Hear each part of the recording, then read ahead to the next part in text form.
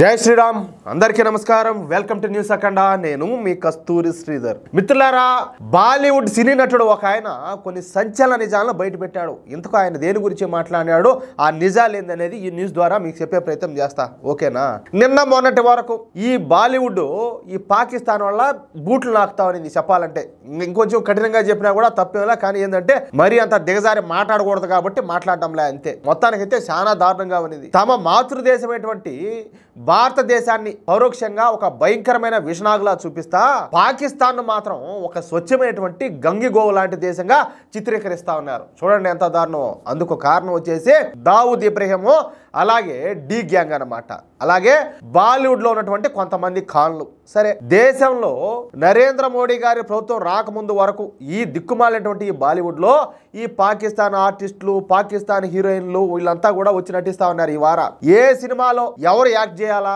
ఏ సినిమాను ఎప్పుడు రిలీజ్ చేయాలన్న విషయాలను దావుద్ ఇబ్రహీం ఏడా పాకిస్తాన్ లో కూర్చొని డిసైడ్ చేస్తా ఉంటాడు చూడండి ఏమి కథోనా దానికి తోడు బాలీవుడ్ లో ఈ సల్మాన్ ఖాన్ షారూక్ ఖాన్ సైఫ్ అలీ ఖాన్ ఆమీర్ ఖాన్ వంటి ఈ అరడజన్ మంది ఖాన్లు హీరోలుగా చలామణి అవుతా ఉన్నారు హీరోలు అర్థమవుతుందా అది కూడా ఏంటంటే సూపర్ స్టార్ లాగా హోదాను అనుభవిస్తా ఉన్నారు అప్పటి కాంగ్రెస్ ప్రభుత్వం కూడా వీళ్ళకి తందాన తై అంటా ఉన్నింది హిందూ నటులను పైకి రానియకుండా ఈ దుష్ట శక్తులన్నీ కూడా అడ్డుకుంటా ఉన్నాయి అయితే 2014లో నరేంద్ర మోడీ ప్రభుత్వం వచ్చిన తర్వాత బాలీవుడ్లో కొంచెం మార్పులు అయితే వస్తున్నాయి ప్రస్తుతం సగం బాలీవుడ్ పాకిస్తాన్ పై ప్రేమను వదిలేసి జాతీయవాదం వైపు మళ్ళింది ఈ ఖాన్ల ఆధిపత్యం కూడా తగ్గిపోయింది అవునా కాదా నేను చెప్పేదా ఇక ఈ దావుద్ ఇబ్రహీంకు చెందినటువంటి ఈ డి గ్యాంగ్ కార్యకలాపాలు కూడా తగ్గుముఖం పట్టాయి ఇప్పుడు సగం ఈ బాలీవుడ్ నటులు జాతీయవాదం వైపు అయితే మొగ్గు చూపినారని చెప్పి చెప్పుకున్నాం కదా వాళ్ళలో ప్రముఖుడు వచ్చేసి రణదీప్ హుడా మంచోడు క్యాంటో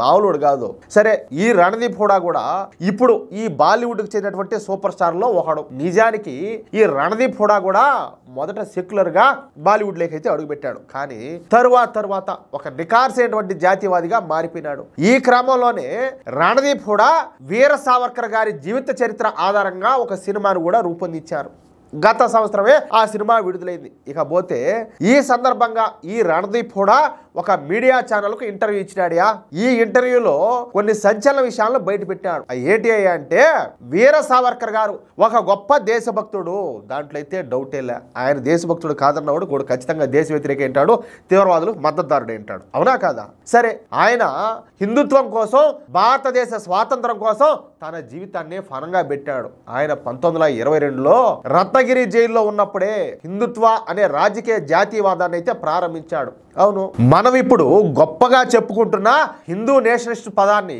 మొదట ప్రారంభించింది మన వినాయక్ దామోదర్ సావర్కర్ గారే బ్రిటిష్ వాళ్ళు 27 సంవత్సరాల పాటు జైలు శిక్ష విధించేటువంటి ఏకైక స్వాతంత్ర సమరయోధుడు మన వీర సావర్కర్ గారే బ్రిటిష్ వాళ్ళు మన స్వాతంత్ర సమరయోధుల్ని భారతదేశంలోని వివిధ జైల్లో వేస్తా ఉన్నారు కానీ వీర సావర్కర్ గారిని అండమాన్ జైల్లో వేశారు ఎందుకంటే వీర సావర్కర్ గారు ఒక కరుడుగట్టేటువంటి స్వాతంత్ర సమరయోధుడు ఆయన మూలంగా ప్రజలలో చైతన్యం వచ్చి ప్రజలంతా కూడా స్వాతంత్రం కోసం రోడ్ల మీదకి వస్తారని చెప్పేసి బ్రిటిష్ వాళ్ళంతా కూడా భయపడిపోయినారు అందుకే వీర సావర్కర్ గారిని తీసుకుపోయి అండమాన్లోనే అత్యంత భయంకరమైనటువంటి సెల్యులర్ జైల్లో వేశారని చెప్పినాడు చూడండి ఏడేమో ఎవరో కొంతమంది స్వాతంత్రం తెచ్చారని చెప్పేసి వాళ్ళ ఫోటోలు మన డబ్బు మీద కూడా వేస్తారు నీకు 500 రూపాయల నోటు తీసుకున్నా కూడా వాళ్ళ బొమ్మే నీకు 100 రూపాయల నోటు తీసుకున్నా వాళ్ళ బొమ్మే 20 రూపాయలు ఏ నోటు తీసుకో వాళ్ళ బొమ్మే అంటే స్వాతంత్రం కోసం పోరాడేది ఓళ్ళేనా ఇప్పుడు భారతదేశం అనేది ఈరోజు ఏం కొత్తగా పుట్ల అవునా కాదా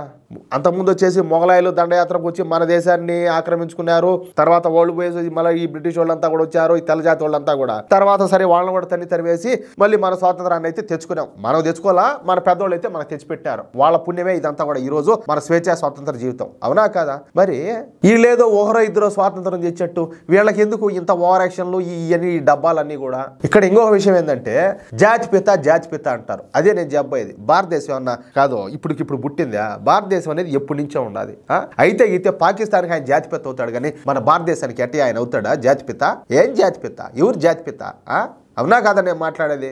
ఎవరు ఏమనుకున్నా కూడా స్పష్టంగా నా అభిప్రాయం అయితే ఇదే. సరే, ఇకపోతే ఈ గాంధీజీను ఈ జవహర్లాల్ నెహ్రూను ఎందుకు అండమానకైతే తరలించలా, ఎందుకు పంపించలా? వాళ్ళు ఏదో పొడిచి లేవనెత్తారు కదా, వాళ్ళే కదా స్వాతంత్రం తెచ్చిందా, మరి వాళ్ళని ఎందుకు అండమాన్ జైల్లో వేయలేదు? ఎందుకు సెల్యులర్ జైల్లో వేయలేదు? ఎందుకంటే గాంధీజీ నెహ్రూల మూలంగా తమకు పెద్ద ఇబ్బంది ఉండదని చెప్పేసి బ్రిటిష్ వాళ్ళు అయితే అర్థం చేసుకున్నారు కాబట్టి వాళ్ళను అండమాన్లోని సెల్యులర్ జైల్లో అయితే వేయలా. కానీ గాంధీజీని పూణేలో అన్ని సౌకర్యాలు ఉన్నటువంటి ఆగాఖాన్ ప్యాలెస్ జైల్లో అయితే పెట్టారు. అంతేకాదు జైల్లో ఉన్నన్ని రోజులు గాంధీజీకు నెలకు 200 రూపాయల భరణం కూడా చెల్లించేవాళ్ళు అని చెప్పినాడు. నిజంగా చెప్పాలంటే నాకు కూడా ఈ విషయం మొన్నటి దాకా తెలియదు. అంతేకాకుండా గాంధీను ఒక విఐపి లాగా బ్రిటిష్ వాళ్ళు ట్రీట్ చేశారు. ఏమంత ప్రేమ ఎందుకున్నది ఆయన మీద బ్రిటిష్ వాళ్ళకు? చెప్పాలంటే వీళ్ళు చెప్పేదంతా ఓయమ్మ ఆయన ఏది శాంతియుతంగా అహింసా మార్గంలో ఆయన ఏదో చేశాడు, బ్రిటిష్ వాళ్ళని ఎదిరించినాడు, అదిగిని చెప్పి చెప్తారు కదా. మరి ఈయన ఇంత చేసేటప్పుడు ఇప్పుడు భగత్ సింగ్ ను ఊరి తీశారు, చాలా మంది ఊరి తీశారు, చాలా మందిని కాల్చి చంపేశారు, చాలా మందిని ఇందాక నేను చెప్పినట్టు తీసుకుపోయి సెల్యులర్ జైలు వేశారు. మరి ఈయన అంతగా పోరాటాలు చేసేటప్పుడు ఈయనకి ఎందుకు విఐపి ట్రీట్మెంట్ ఇచ్చారు అనేది ఇక్కడ ప్రశ్న. మీకు అర్థం అవుతుందా? సరే, ఇక నెహ్రూ విషయానికి వద్దాం. నెహ్రూను కూడా అండమాన్లోని సెల్యులర్ జైల్లో వేయలా. నెహ్రూను కూడా మన భారతదేశ మెయిన్ ల్యాండ్ లోని అన్ని వస్తువులు ఉన్నటువంటి జైల్లోనే వేశారు. ఆ జైల్లో అన్ని సౌకర్యాలు ఉండడంతో పాటు నెహ్రూ ఆడుకోవడానికి ఏది జైల్లో ఆయన ఆడుకోవడానికి అంటే ఈయన బయట ఉన్నప్పుడు ఆటలాడాలా, లోపల ఉన్నప్పుడు కూడా ఆటలాడాలా, ఆడుకోవడానికి ప్రత్యేకంగా బ్యాడ్మింటన్ కోర్టును కూడా నిర్మించారు అని చెప్పినాడు. చూడండి, తెలియని విషయాలు ఎన్ని ఉన్నాయో ఒకసారి గమనించండి. అంతేకాకుండా ఆ జైల్లో రోజ్ గార్డెన్ కూడా ఉండేది అని మాట్లాడినాడు. సరే, నేను ఇప్పుడు అడుగుతున్నా, ఆ రోజుల్లో స్వాతంత్రం కోసం పోరాడామని చెప్పుకున్న ఏ ఒక్క కాంగ్రెస్ నాయకుడైనా కూడా అండమాన్లోని కాలాపాని జైలుకి ఎందుకు పోలేదు?